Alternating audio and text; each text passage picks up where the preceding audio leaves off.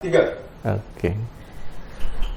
Bismillahirrahmanirrahim. Assalamualaikum warahmatullahi wabarakatuh. Waalaikumsalam warahmatullahi. Alhamdulillah pada siang hari ini kita bisa hadir di studio Nahnu TV dalam kondisi sehat walafiat.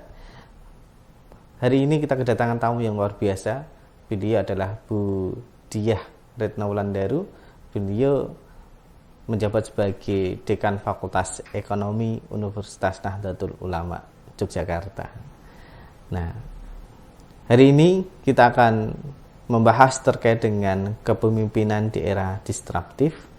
Kita perlu tahu bahwa situasi saat ini tidak menentu, baik secara regional, secara lokal maupun secara global. Persaingan sangat ketat sekali, baik di bidang bisnis maupun persaingan dalam hal kompetensi. Belum lagi perkembangan teknologi yang sangat cepat sekali gitu. Kita tahu dulu kita nggak pernah mengimplementasikan yang namanya kelas online, nggak pernah yang kita menggunakan Zoom atau menggunakan Google Meet untuk education, untuk pendidikan gitu. Namun karena perkembangan teknologi yang sangat cepat dan ini mempengaruhi konsep-konsep fundamental. Nah, di era tersebut atau di zaman seperti itu, kepemimpinan seperti apa yang diperlukan? Kita akan membahas lebih detail dengan beliau narasumber kita, yaitu Bu Diah Retno Wulandaru. Oke, sesuai dengan tadi yang saya sampaikan, Bu, bahwa sekarang adalah eranya era disruption gitu. Nah, yang dinamakan era disruption itu seperti apa sih, Bu? Ya, terima kasih Mas Haris dalam kesempatan ini. Ya, era disruptif itu memang era di mana kita tidak bisa mengatakan A itu A, ya. Setiap saat itu berubah. Ya. Setiap saat itu terjadi kekacauan, kadang kekacauan, chaos. Ya. Jadi kita juga tidak menyangkakan kemarin tahun 2020 terjadi pandemi dan itu mau tidak mau harus kita hadapi. Nah, karena topik hari ini adalah kepemimpinan ya, saya akan menyoroti bagaimana seorang pemimpin ya dalam menghadapi perubahan-perubahan yang setiap saat terjadi. Tidak hanya hitungan jam tapi menit bahkan detik. Nah, sebenarnya ada istilah yang menarik yaitu VUCA. VUCA itu akronim ya, volatile, uncertainty, complexity, dan ambiguity. Nah, sebenarnya istilah VUCA itu ada waktu tahun 1987. Ya, di Amerika terjadi perang di situ dan memang beberapa istilah bisnis itu mengadopsi dari militer. Seperti strategi itu juga ternyata dari militer. Nah, akronim yang VUCA tadi sudah menunjukkan bahwa memang kondisi yang dimana kita tidak bisa menggunakan hanya satu pemahaman. Tapi kita harus punya beberapa alternatif, beberapa skenario, dan dalam hal ini pemimpin memang harus menghadapi juga dengan VUCA juga, gitu ya. Tetapi VUCA di sisi pemimpin ini akronimnya berbeda. Oke, ya. Baik Bu. Ini sangat menarik ya, ketika tadi Bu Diah menyampaikan bahwa ada istilah yaitu namanya VUCA, yaitu volatility, uncertainty, and complexity, and ambiguity gitu. Nah, itu kan di era disruptif bahwa ada 4 hal tersebut gitu. Nah, kondisinya seperti itu. Sekarang tidak menentu, ambigu istilahnya sekarang. Dan permasalahannya itu sangat kompleks. Namun ternyata beliau akan memaparkan bagaimana strateginya untuk menghadapi dalam situasi seperti itu. Nah, mari kita dengarkan lagi bagaimana strateginya untuk menghadapi hal itu, Bu. Ya, pemimpin ini kan adalah orang yang diberi amanah ya untuk membawa perusahaan atau organisasi mencapai tujuannya. Dan memilih pemimpin ini sendiri tidak mudah gitu ya. Ada kalau di istilahnya mungkin kalau Bapak Ibu atau Mas Haris paham itu ya, ada istilah fit and proper test gitu ya. Ada juga kalau di perusahaan swasta itu assessment center. Di situ diuji betul apakah dia memiliki knowledge bisnis, apakah dia punya keahlian decisiveness, apakah dia mempunyai semangat ya untuk ketika suatu masalah terjadi, dia secara kreatif inovatif itu mencari solusi dan dia fleksibel ya. Makanya VUCA tadi yang saya katakan, menghadapi VUCA yang terjadi dalam kondisi sekarang ini, itu adalah V-nya adalah visions. Vision Ya.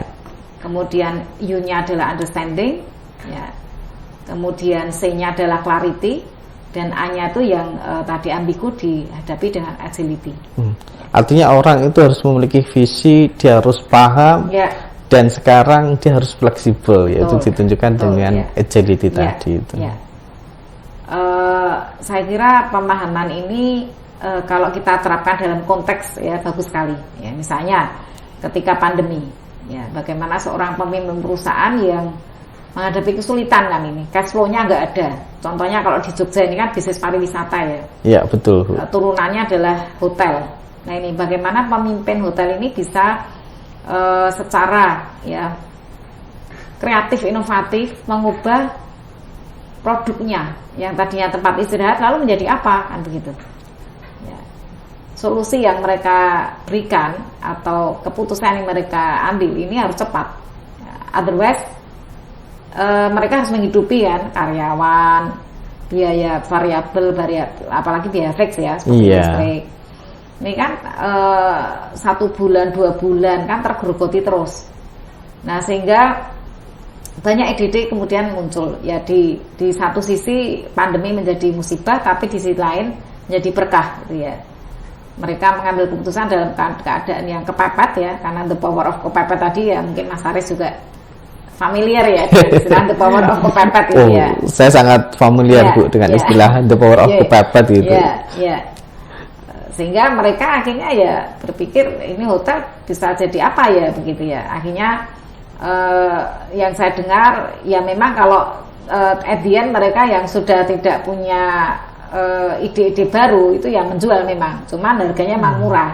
Tapi ada yang misalnya bisa menjadi tempat pit stop, ya, pit stop, dan itu mereka outdoor, tempat berhenti untuk bersepeda, kemudian mereka menyediakan mungkin makanan ya, tentunya dengan pertimbangan higienitas juga ya.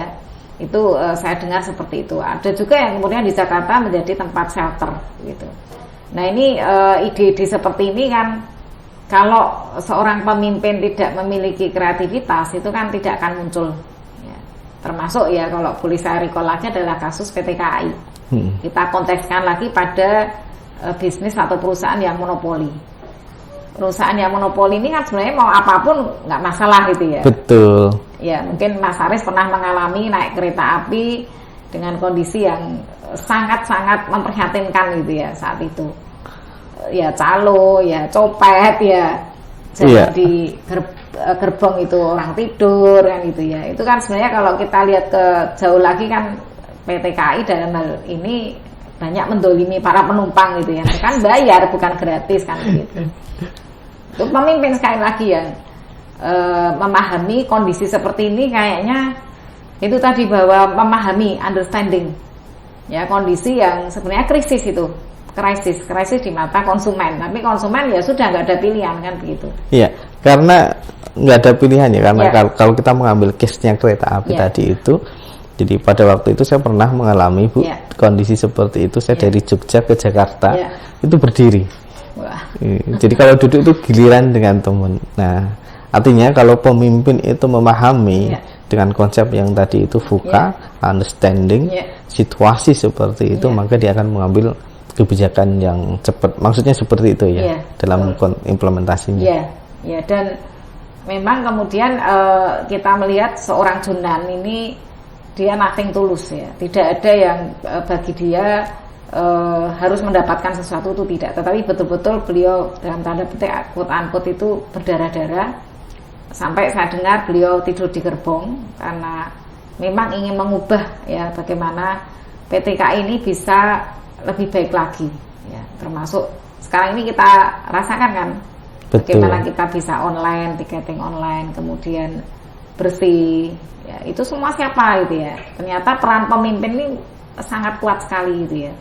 Dia mengkomunikasikan visinya KAI betul bahwa itu adalah BUMN, namun kalau dilihat dari kriteria-kriteria kinerja itu, saya yakin akan jeblok semua di situ. Nah ini kemudian krisis seperti inilah yang mestinya dirasakan oleh si pemimpin. Tetapi sekali lagi banyak yang ada di zona aman. Nah di zona aman ini memang kemudian yang lebih parah lagi tahu-tahu lalu bankrupt, lalu tutup, lalu tidak ada eksistensi lagi begitu. Nah mungkin saya rekol lagi satu ya Mas untuk contoh elang. Elang itu hidupnya sekitar 40-45 tahun. Namun dia ingin memperpanjang hidup. Bagaimana dia bisa memperpanjang hidup? Dia itu berdiam di suatu tempat yang sepi selama 150 hari. Dan dia menyakiti diri, mencabuti bulu, mencabuti kuku-kukunya gitu ya. Itu selama 150 hari berdiam. Nah ini mungkin, kalau boleh saya katakan, inilah masa-masa transisi, masa-masa menyakiti diri dalam kondisi yang tidak enak. Kan tadi kan dalam kondisi transisi kan tidak enak Mas. Iya. Bagaimana misalnya ketika karyawan PT KAI yang semula bekerjanya ya enak-enakan, terus diubah oleh si seorang Junan tadi menjadi terukur semua itu ya, terukur bahwa kamu harus memberikan sebuah hasil kerja yang output yang bisa membuat orang nyaman ya, naik kereta api itu kan membutuhkan satu periode yang dimana kita memang sakit ya dalam tanda petik. Nah ini semakin menarik Bu, karena ada hal yang perlu direspon yaitu terkait dengan agility Bu. Nah bagaimana implementasi agility ini untuk merespon dalam kondisi yang VUCA tadi itu? Memang tadi kalau kita recall lagi konsep ya Mas, itu ada Kotter. Kotter mengatakan bahwa ada 3 proses, di mana pertama adalah unfreezing. Jadi orang yang sudah di zona aman itu merasa bahwa ya inilah keadaan yang saya nyaman selama ini, akan saya pertahankan. Nah ternyata untuk berubah harus disajikan data ya, itu istilahnya unfreezing. Jadi seperti ayam yang sudah di frozen itu kan nggak mau menyerap apapun bumbu ya. Nah itu perlu dipecah kebukuan itu. Dengan apa? Saya kira riset itu menjadi kunci. Mempersembahkan misalnya ini loh data penumpang ya yang mungkin ya tidak mendapatkan kursi, penumpang yang kecewa, tapi itu riset ya, memang harus ada data yang menyampaikan itu, termasuk mohon maaf lagi nih ya, kebiasaan jelek, mohon maaf ini saya menyitir satu kebiasaan yang dimana dia ingin stop adalah merokok misalnya. Nah itu bagaimana kita unfreeze? Unfreezingnya adalah mengemukakan ini loh, kesehatanmu itu sudah seperti ini gitu ya. Nah kalau itu tahap itu terlewati, dia akan move, dia akan change ya. Jadi tahap kedua adalah change, mengubah. Itu tadi bahwa Pak Junan mengubah nilai-nilai terutama yang kemudian itu yang paling sulit memang. Secara karyawan ini kan sudah berpuluh tahun ya melakukan pekerjaan yang santai ya, apa adanya, asal-asalan, kemudian harus misalnya disiplin, harus betul-betul melayani konsumen, harus paham teknologi seperti apa ya, dan juga menurut riset juga mengatakan bahwa sebenarnya keahlian dan knowledge itu 20%, yang 80% itu ada attitudes. Nah mengubah dari yang santai-santai tadi menjadi dalam arti krisis terburu, bukan terburu-buru, tetapi ada kondisi di mana dia harus melakukan yang terbaik, itu adalah change. Ya, jadi ada tahap kedua adalah change, lalu yang terakhir adalah merefreezing. Nah ini bagaimana tadi contohnya KAI ya, merefreeze perilaku-perilaku yang sudah baik ini ya, dan membuat nilai-nilai itu menjadi perilaku yang menuntun perilaku mereka dalam terutama melayani penumpang. Oke. Itu. Artinya saya garis bawah Ibu, kalau dengan konsep tadi itu yaitu ada perubahan gitu kan. Kalau ada perubahan kan artinya bahwa manajemen itu tidak stagnan lagi. Sekarang arahnya adalah ke agile gitu.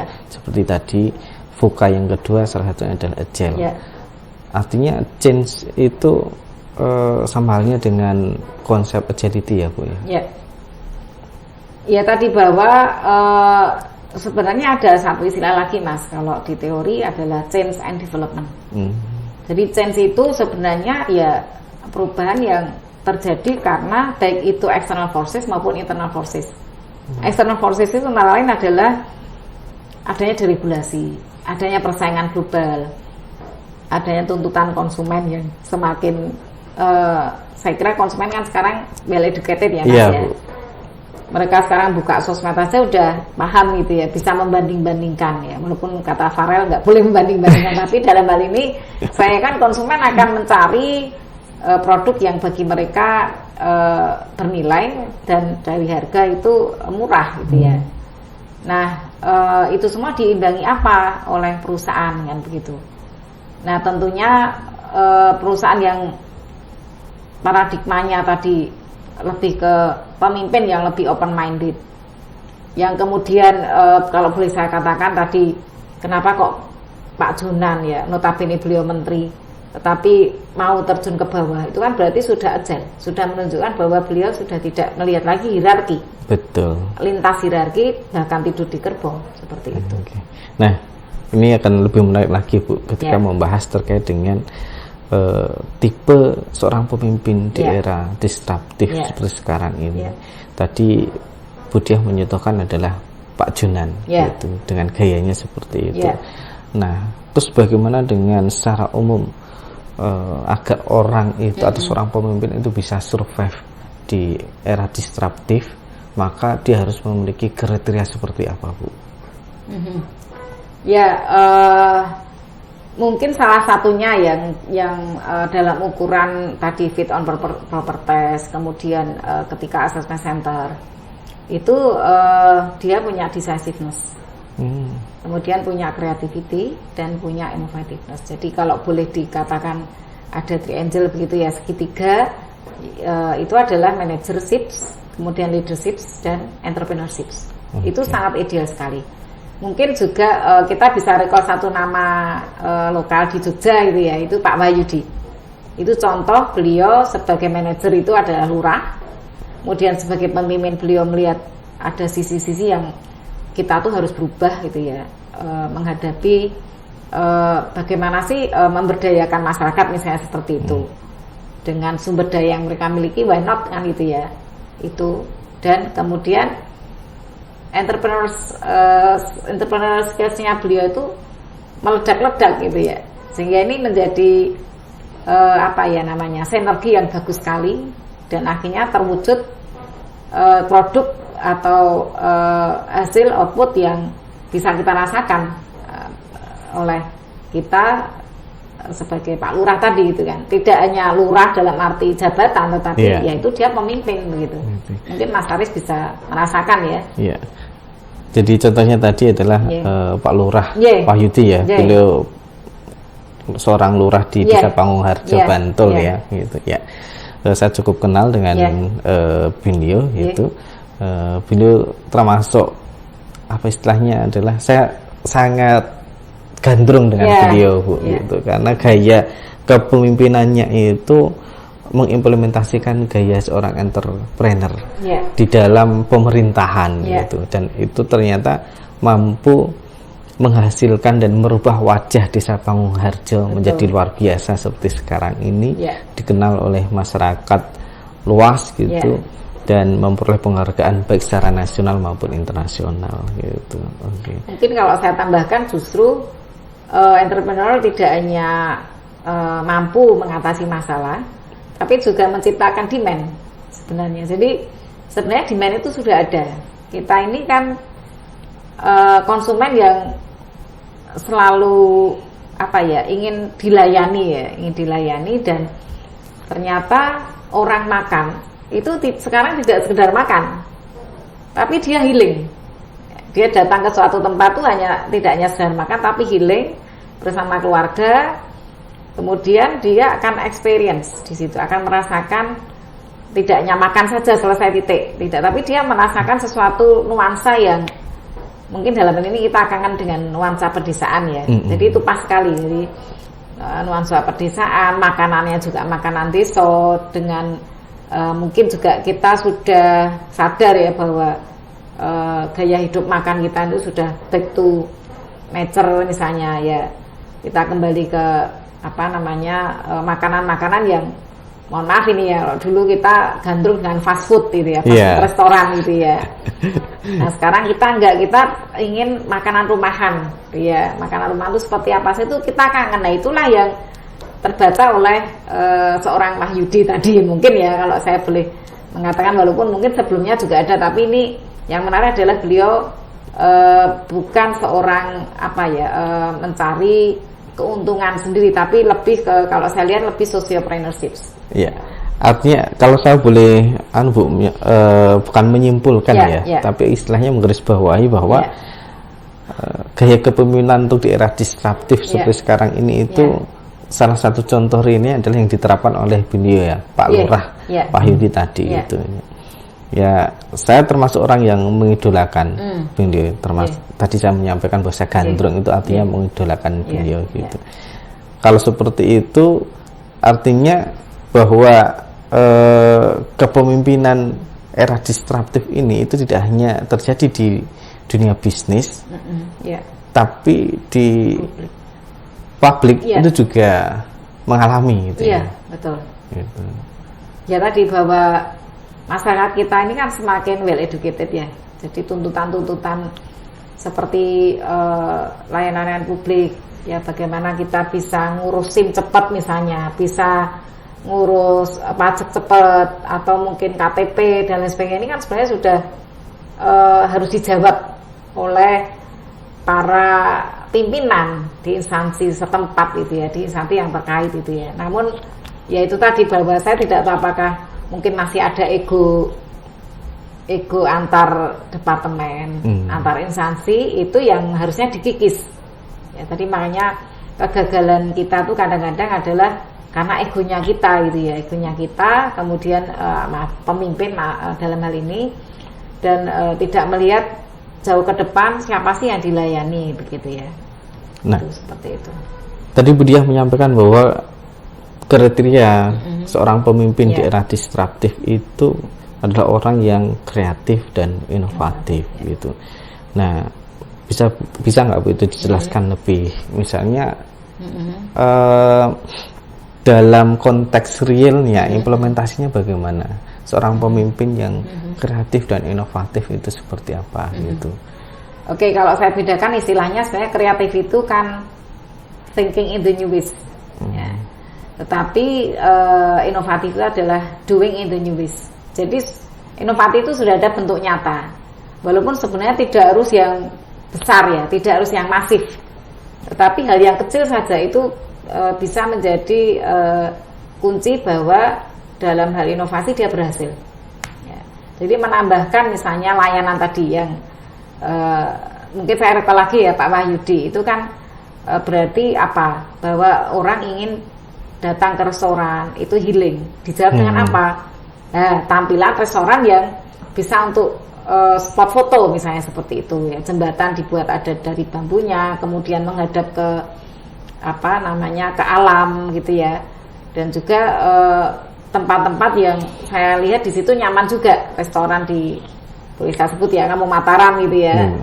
Kampung Mataram betul ya? Kampung Matraman kalau Matraman, maaf, Kampung Matraman itu sebenarnya sentuhan-sentuhannya simple ya, makanya tadi yang apa namanya, uncertainty ya, uncertainty, lalu complexity ini dijawab dengan sesuatu yang simple oleh beliau. Jadi berpikir simpel itu sebenarnya sudah cara kita berkreasi dan inovatif.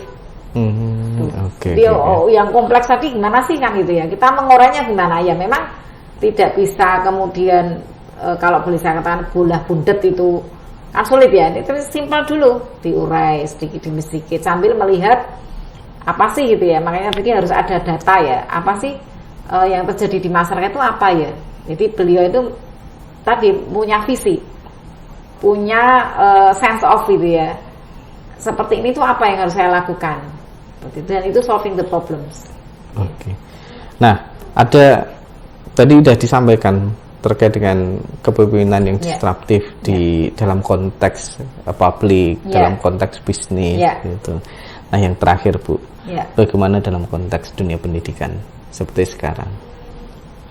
Ini memang ada catatan khusus ya kalau pendidikan, karena kita ini kalau pendidikan seperti bahkan di PTN pun itu kita ada kita di bawah siapa gitu ya. Yeah. Jadi memang ada istilah kita comply the law gitu ya. Jadi katakanlah seperti kalau kita recall lagi PT misalnya, PT itu kan harus kalau itu PT seperti go public misalnya, itu kan harus ada susunan pengurusan yang itu harus emas gitu ya. Nah, saya kira perguruan tinggi juga begitu. Namun bukan berarti kita tidak bisa melakukan apa yang terbaik bagi mahasiswa ya. Saya kira kita bisa membaca apa sih yang sekarang ini bisa kita persembahkan yang terbaik bagi mahasiswa. Mahasiswa ini apa sih outputnya, itu memang kembali ke pemimpin lagi. Ini maunya lulusan seperti apa, sehingga beberapa perguruan tinggi walaupun tadi di bawah dikti ya seperti itu katakanlah, atau kalau di Jogja itu kalau PTS ya seperti Kopertis begitu ya, itu tetap saja sebenarnya bisa muncul keunikan yang mereka akan sampaikan kepada calon mahasiswa. Jadi mengapa kemudian ada PTS yang akhirnya juga melebihi PTN, ada. Jadi kalau boleh saya katakan itu adalah BINUS. Itu contoh mereka bisa pemimpin di PTS itu bisa menampilkan keunikannya apa sih yang mereka jual. Ya seperti mohon maaf ini kalau recall lagi ke daerah itu ya. Sebenarnya Jogja ini apa sih khasnya? Oh gudeg. Orang ngomong gudeg ingat Jogja. Orang ngomong bakmi ingat Jogja kan begitu. Nah, hal seperti itu yang sebenarnya bisa dilakukan oleh pemimpin di perguruan tinggi atau di beberapa sekolah, atau misalnya di bawah perguruan tinggi misalnya SMA atau SMK, apa sih keunikan yang bisa mereka persembahkan? Oh ternyata di sana ini ahli robot, atau misalnya di sana ini ada saya dengar ya, kenapa Jepang juga pertaniannya maju misalnya, itu karena mereka teknologinya bagus gitu ya. Jadi kalau ada lahan sawah begitu ya, itu dikerjakan oleh satu orang, sekian hektar pun bisa dilakukan oleh satu orang, menanam pun cepat itu. Dengan kita seperti apa kan gitu ya, bisa kita lihat bahwa itulah keunikan atau kelebihan kita tuh apa toh yang sebenarnya kita bisa gali lebih dalam. Hanya tadi sekali lagi memang kita ini cenderung mungkin tidak merasa itu krisis ya. Nah, mungkin itu yang bisa saja dari lembaga pendidikan ya. Artinya bisa menguatkan apa sih lulusan kita ini apa, kemudian dalam kebijakan kurikulumnya terutama ya dalam proses pembelajarannya itu juga akan mengarah ke sana. Jadi kalau bilang teknologi, Singapura misalnya dia kuat di politeknik, ya, begitu lulus dia langsung bisa dikaryakan. Ya. Nah itu apa sih yang unik gitu ya? Ya. Nah itu mungkin begitu pula dengan universitas kita ya, universitas kita UNU Yogyakarta yaitu yang dengan tagline barunya The Professional Hub University. Betul. Artinya bahwa orang yang kuliah di UNU itu nanti lulusannya adalah menjadi orang yang profesional dalam bidangnya gitu. Itu kan menjadi suatu ciri khas tersendiri di UNU gitu. Ya misalnya lagi ketika orang mau kuliah di Fakultas Ekonomi, luarannya akan menjadi seorang entrepreneur gitu. Entrepreneur tidak hanya sebagai seorang pelaku bisnis, tapi entrepreneur itu bisa dimaknai sebagai orang yang kreatif dan inovatif gitu. Nah, kalau boleh saya simpulkan Bu dari diskusi kita pada hari ini itu bahwa kepemimpinan di era disruptif itu membutuhkan yang namanya kreativitas dan inovasi. Jadi seorang pemimpin tidak lagi pemimpin yang istilahnya adalah kaku, tapi seorang pemimpin yang dia harus kreatif, yang inovatif, yang tadi disampaikan oleh Budi adalah orang yang mampu berpikir suatu hal yang baru, orang yang mampu bertindak suatu hal yang baru gitu. Artinya ya kalau dia tidak bisa bertindak atau berpikir suatu hal yang baru, minimal adalah mengadopsi, terus kemudian adalah memodifikasi gitu. Nah di sisi lain di era disruptif seperti saat ini ada strategi yang bisa diterapkan, yaitu seorang pemimpin harus dia mampu memahami situasi, terus kemudian dia setelah memahami ya bagaimana mengimplementasikan dari hasil pemahaman itu. Nah, yang terakhir adalah agile. Agile itu maksudnya adalah fleksibel, bahwa sekarang ketika kita menjadi seorang pemimpin, ya pemimpin yang fleksibel artinya mampu beradaptasi dalam situasi yang berbeda, karena ke depan kita tidak tahu kondisi akan seperti apa. Oleh karena itu agile dalam kepemimpinan itu penting sekali, yang maknanya nanti kita bisa beradaptasi dalam situasi yang berbeda-beda. Begitu ya Bu ya? Ya, terima kasih Mas Haris, kesimpulannya sangat komprehensif. Gitu. Ya. Terima kasih Bu Diah atas waktunya. Ya, sama-sama Mas Haris. Gitu. Mari kita tutup ke acara kita pada hari ini Bu dengan alhamdulillahirabbil alamin. Semoga kegiatan kita ini membawa manfaat, berkah buat kita semuanya. Dan menambah keilmuan kita terkait dengan kepemimpinan di era disruptif. Sekian dari kami. Wassalamualaikum warahmatullahi wabarakatuh.